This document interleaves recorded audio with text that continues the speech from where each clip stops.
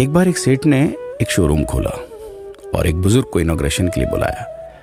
उद्घाटन के बाद जैसा कि होता है कि शोरूम के मालिक ने उन बुजुर्ग की बड़ी इज्जत की।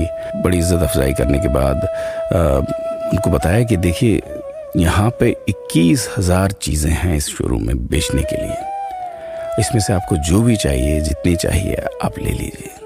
बुजुर्ग हंसे और बोले कि इनमें से एक भी चीज़ मुझे जीने के लिए ज़रूरी नहीं लगती।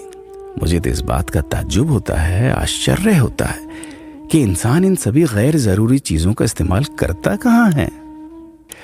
अब देखिए, एयर फ्रेशनर के बिना किसकी सांस रुक गई?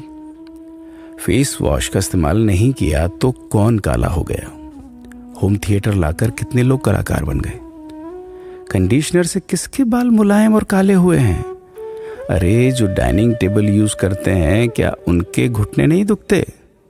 थोड़ा दिमाग पर जोर डालकर याद कीजिए कि हैंड वॉश के बिना आपके किस दादा के पेट में कीड़े हो गए थे।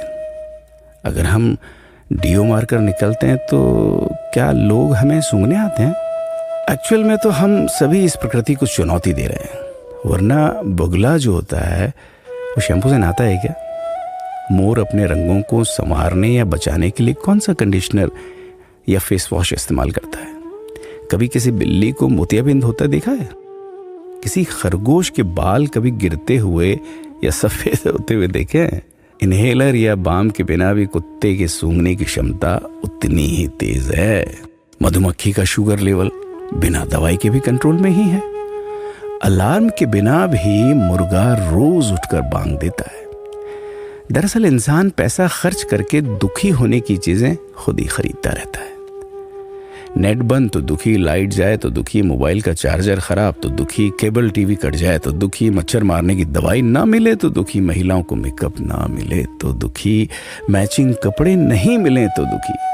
आजकल इंसान 10 मिनट में 20 तरह से दुखी और परेशान रहता है। बाकी तो गुड़ की रोटी या प्याज रोटी खाकर हाथों का तकिया बनाकर पीपल के नीचे जो आराम से सो जाता है, उसे दुखी करने के लिए तो फरिश्तों को नीचे आना पड़ता है। ये सब देखा देखी का खेल है। सच तो यह है कि सुखी रहने के लिए बहुत कम खर्चा होता है, लेकिन दूसरों को दिखाने में कि मैं कितना सुखी हूं, इसी में बहुत ज्यादा खर्चा होता है। जैसे जैसे सुविधाएं बढ़ रही हैं, दुखी होने के रास्ते भी खुलते जा रहे हैं। अगर आपको ये सब सच लगता है तो लोगों को जागृत कीजिए और फिजूल खर्च से बचाइए। दोस्तों, खुद सुखी होने के लिए खर्च कीजिए, दूसरों को दिखाने के लिए नहीं। हाँ, लेकिन अपना ख्याल रखिएगा।